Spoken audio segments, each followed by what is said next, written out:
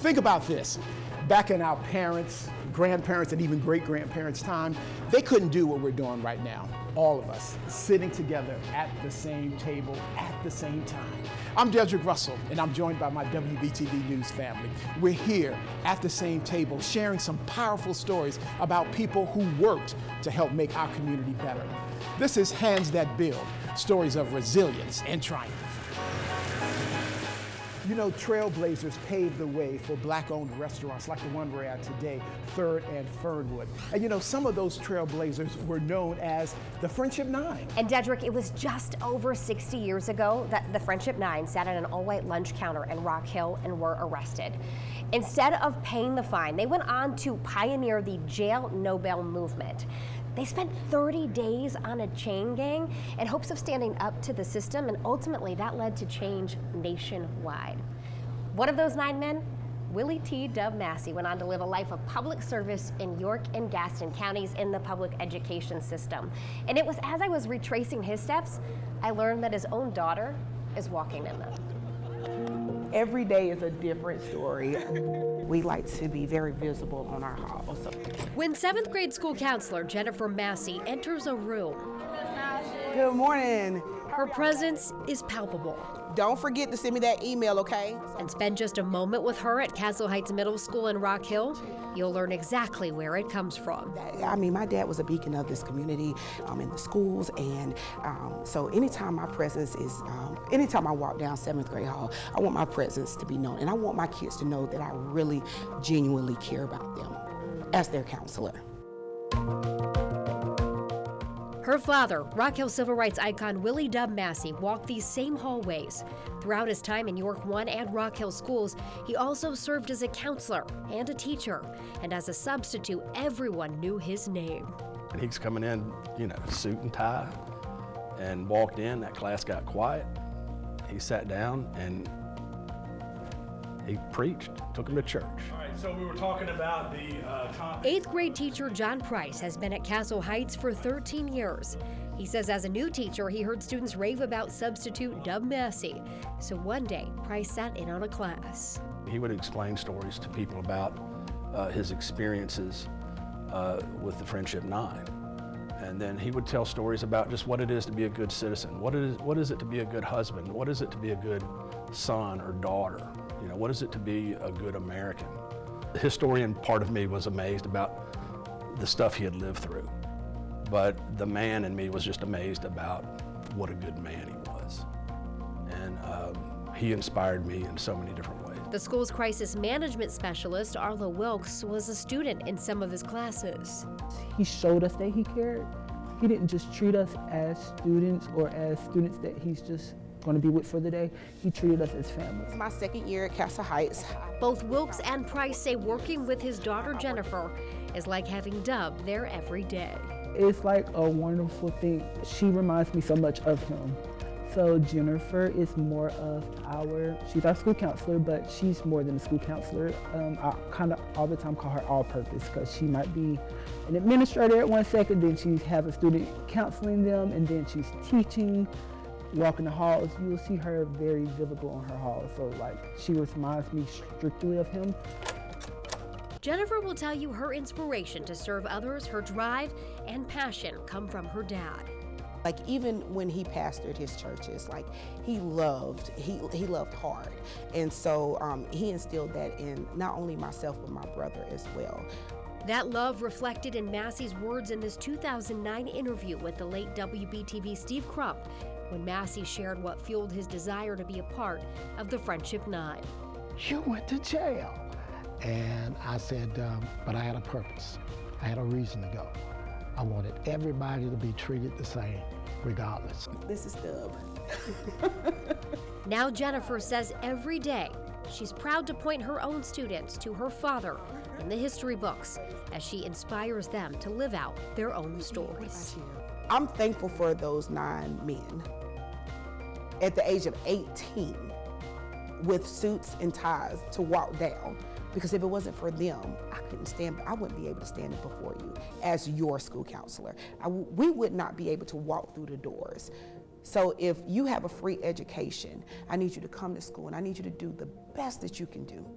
be the best that you can be so that you can go out here and soar and be something and make something of your life. And Jennifer's mom was also a teacher, so the whole Massey family went on to live a life of public service. It's pretty incredible, Dedrick. Yeah, it is, Mary. Did y'all know back in 1960 that the U.S. Post Office was the single largest employer for African Americans? But many of them had low-level paying jobs with little room for advancement. Fast forward to today, about 250,000 of post workers are African American. That's right, and I actually spoke with a local woman born and raised right here in Charlotte who's been with the Postal Service for 45 and a half years. And she says she started as a mail processor and she just worked her way up. And I get in line just like a regular customer. I don't get in front of the customers or anything like that. Karen Douglas spends a lot of time at the post office. It's been her second home for nearly 5 decades. I'm a regular customer when I mail my stuff because, you know, they mail in theirs and I'm mailing mine. But what she's mailing is often to her colleagues. She currently works for the Postmaster of Charlotte. Morning, Julie. Good morning. How what are can you? I do for you? I'd like to send these out. Douglas is well known around several Charlotte area post offices. Would you like express? I would like tracking, priority tracking. Priority tracking. We can do that. Her lengthy service with USPS started when she was 23. She was looking for a job and someone she knew handed her an application. A lady named Miss Jessie Scott, when I worked at an upscale department store in downtown Charlotte called Montaldo's. And she told me that if I didn't take that job, she was gonna beat my hind parts. She turned down an insurance job and an offer from Charlotte Police, even though she'd already gone through the academy. Did you see a lot of people that look like you, look like me working in the post office? Yes, I did. And they were doing the job that I was hired to do as a letter sorting machine operator.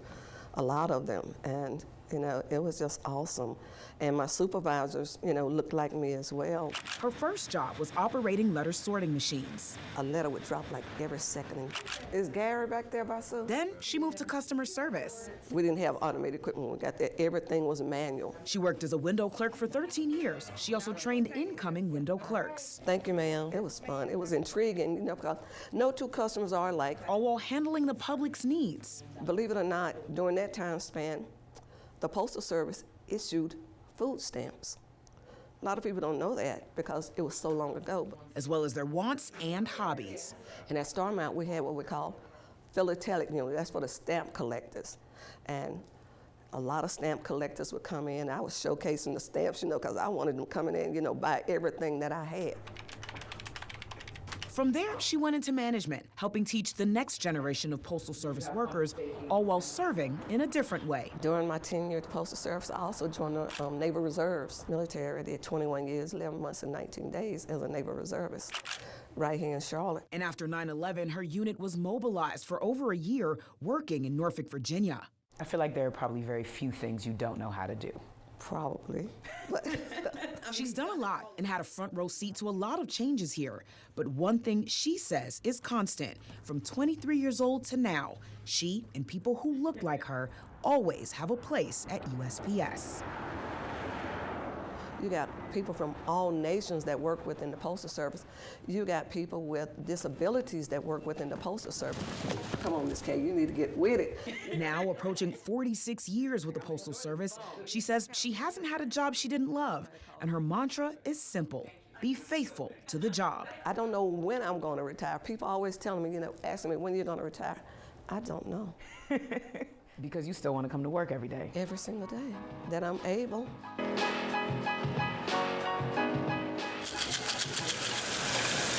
You know, restaurants like this one, they rely on farm fresh produce for their menus, and we see we have a good menu right here, right? And you know what? The USDA reports that there are more than 42,000 farms located right here in North Carolina. And you know what? Only 1,300 of them belong to black farmers. I spoke to one of them who is, believe it or not, a cotton farmer. We all know the history that carries with African Americans.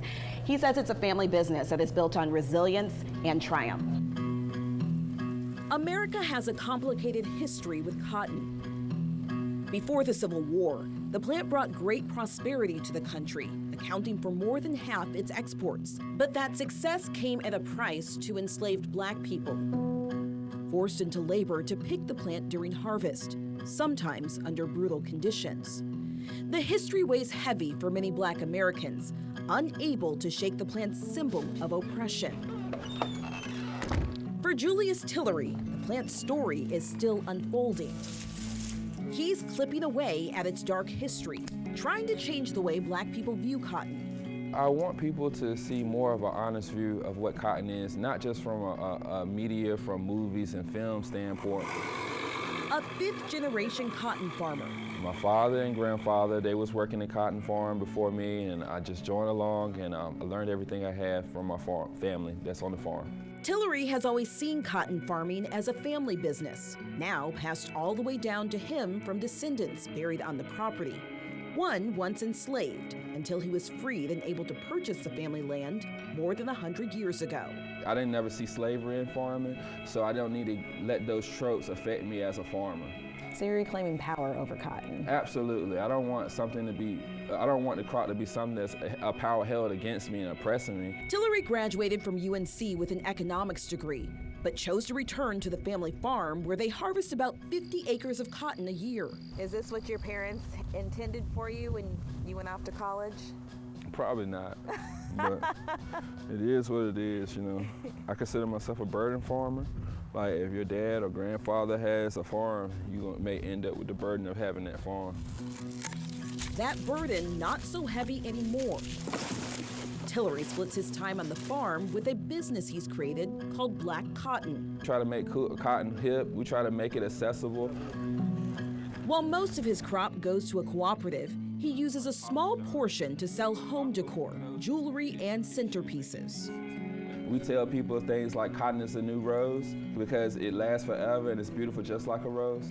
He's also partnered with Vans Shoes on a line of t-shirts, stamped with a cotton logo. I'm glad that people are embracing the beauty of cotton, and also I know that they are understanding exactly where their cotton shirt is, coming from. Halifax County, North Carolina, a place with a population just over 47,000, a median household income of 45,000, and more than 25% of the population living in poverty. And I just want to be able to create a space where people can see opportunities to find their happiness and find their career success right in rural communities just like mine. There's just so much magic inside of cotton. We got to try to focus on some of the things that's positive to be able to see a future in this. Tillery is hopeful his role in cotton can help Black people see it like he does. I just want people to be able to understand that the plant wasn't necessarily bad, but the history may be bad behind it, but there's a lot of good in this plant as well. So my biggest takeaway from his story is that you can change the course of history at any time. And just because something started in the dark doesn't mean it has to stay in the dark. It can always come into the light. Yeah, that's a good point, Letitia, thanks. And it seems like Julius is already making his impact on this world. Oh yeah. He's loving it, and he wants other people to adopt the same philosophy that he has.